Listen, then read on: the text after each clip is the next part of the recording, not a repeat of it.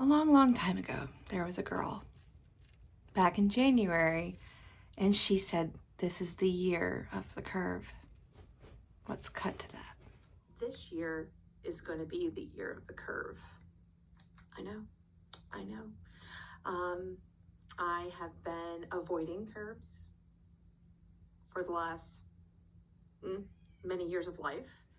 Now, here we are. It's July, and I have really never served soda curve yet because I was scared. So I was on a channel over the weekend, and we were talking about how AI and how you could type in something and see quilting related and see if it would generate for you. Well, lo and behold, it generated a beautiful picture just like this, gave me some instructions, and I'm gonna see how it works out. So the year of the curve has started. 7 months a little too late? Never too late. It's the year of the curve, and I am ready to challenge it. I'm ready to conquer it. I have a really fabulous friend called Tasha at Tasha Quilts, and I will link her down below. She is a curve master. She is an expert, a master. She knows the ins and out of it. You guys, she develops quilts intentionally with curves and solids, which I absolutely love. I'm not quite sure what kind of solid girl she is. I'm kind of like the Kona, or the Bella solid girl from Riley Blake. But yeah, I cannot wait for her to see this and for me to challenge. So the fabrics I'm going to use today, which I've already started cutting, are the QuiltCon challenge fabrics. So should I be showing you my QuiltCon quilt that I'm going to be developing? Well, here it is. Yes or no, but you know what? Take it for what it's worth. If you copy me, oh wow, that's amazing.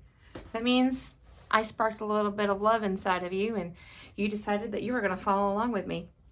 But this is going to be my background fabric, and I have plenty of this to go around. And then I have some gold, some brown, some gray, some pink, and some blue to play with in order to make this. Yeah, so I'm not going to tell you the dimensions that I'm making for this quilt. It's not going to be a large quilt, but it's going to be a nice wall hanging size, or wall hanging size quilt. And I hope that that it gets recognized someday. And if it does, it does. If not, I'll see it on my wall and I will admire it, just like the QuiltCon quilt right here. My illusion quilt was my inspiration last year that I developed and submitted into QuiltCon. So, you know what? I'm just here. I love being inspired. I love the challenge. So I'm ready to rock and roll. Are you ready to hang out with me? Okay, I've already done some cutting. I'm just gonna go ahead and piece it together, kind of show you how I zip it around through the machine and how we're gonna place it. Now there's more colors on here than what I have going on, but I think like one extra color, but I'll make it work. We always make it work, right? Yeah. So QuiltCon 2026, here we come. And yeah, you guys, it's the year of the curve. Okay. So we've cut out multiple of these. I'm not quite sure. I just started cutting, and multiple of these in various colors. The first thing we need to do, and one of the most important steps, is we need to find the middle of each one of these. And so we're going to fold it in half and just press it with our iron. Just enough so that when I open it up, I see that little crease right there. So I'm going to go ahead and do this to a few of our fabrics. That one's off by 1/4 inch, so we can't use that.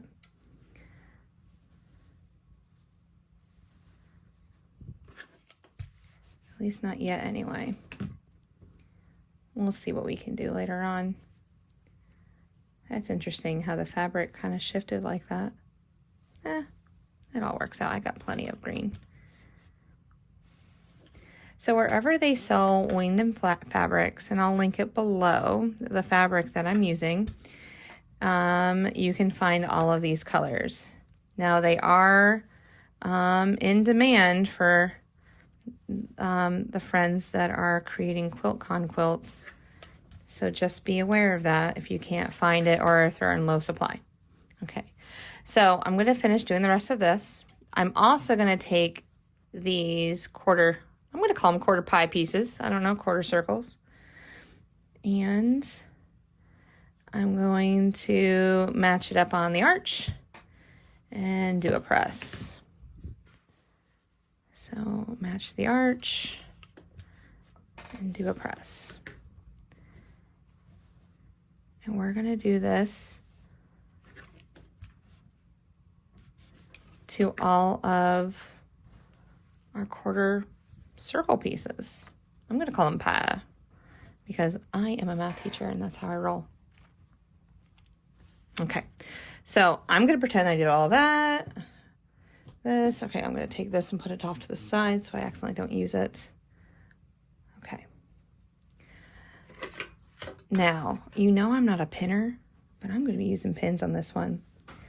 I'm going to take the crease that I have here, the crease in the center, and then I'm going to match it up. Okay. So I'm matching up, and then I'm going to put, now, I put my pins in backwards so that the point is facing the edge. So when I'm sewing, I can just slide it back so the fabric stays together, but my pin's not going to get in the way of my needle. Okay, so we pinned that section. Now I'm going to take the edge, and it's going to look kind of weird. I'm going to take the edge, and I'm going to line it up and put a pin in it. I'm going to make sure the sides are lined up properly. Okay, so that's my side lined up. I'm going to go to the other side. I should have done it from this angle because I'll have to pin it the other way. I'm so used to pinning it the other way. Oh my word. It's no problem. We got this, Jess. We got this. All right. Year of the curve. We can do this. All right. And that's what we're going to do. And we're going to continue doing that to all of our, here, I'm going to go from the other side.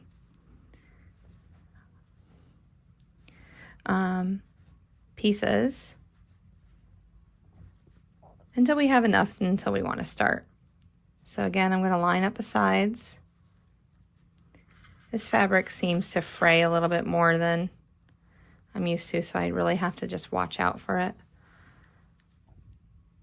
Line up the sides. I love learning new stuff and keep going that way. All right, so I've pinned a few of them, and now we're gonna go ahead and show you, and we gotta really take our time going around this curve. I have a 1/4 inch foot with a guide on it because I'm notorious for either putting too small or too big of a 1/4 inch seam. So I need a guide. I'm a guide girl. Okay, I'm gonna slide that underneath my needle.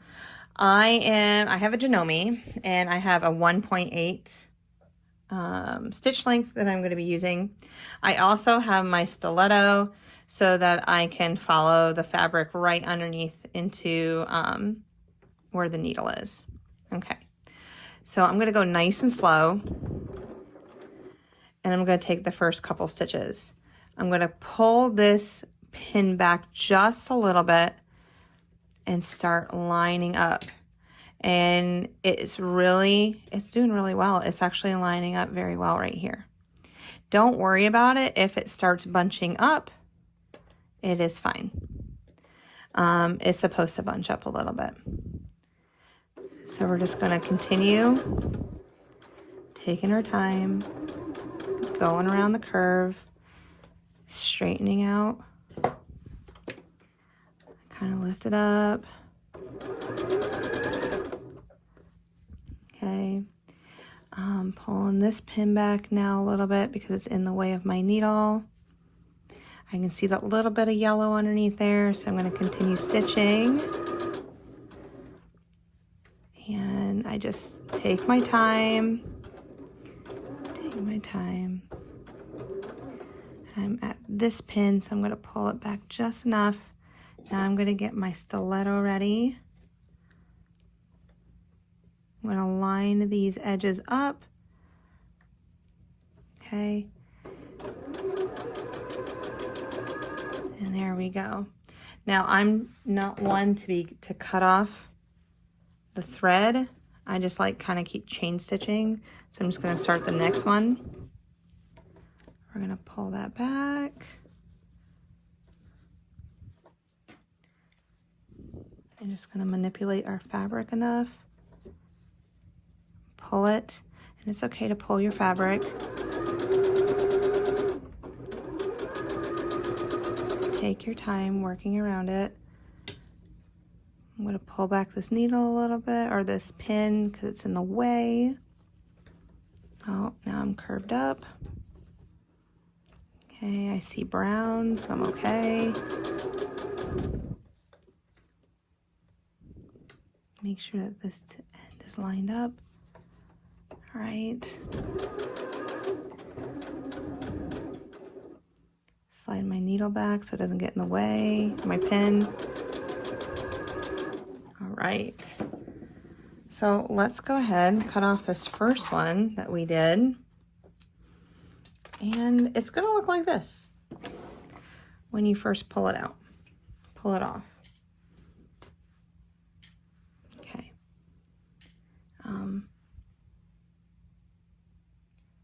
All right, so I've repositioned myself and I'm down on the mat. There, now I think you can see it a little bit better. Okay, I have it face up or face down. I'm gonna take my little iron and I'm just going to push it straight from one corner to the other. Then I'm gonna hold my side. I'm gonna go to my other side. I'm just going to make sure. Now I'm going to turn it over. And I'm just going to press. I don't want to push and pull. And this is the block that I'll get. So let me go ahead and do the next one, or the next couple. And that's what I'm going to do. I'm going to take all my fabrics. I'm going to use my green background. I just need to figure out what color is going where on my pattern sheet. And I also have to make a template for these. These are called orange peels. So I can easily make this block, these blocks. This is kind of inverted, where the background is the curve, or sorry, where is this? Where the gold would be here. It would technically be in the center. I'd put the gold on the outside, and to make this, yeah, we're gonna work through it. So yeah, I just need to figure out what color is going where, and then make as many as I can of these so we can put it together. So the year of the curve is upon us. 7 months in, now we're finally starting. I have just given myself, you know what, you can do this, Jess.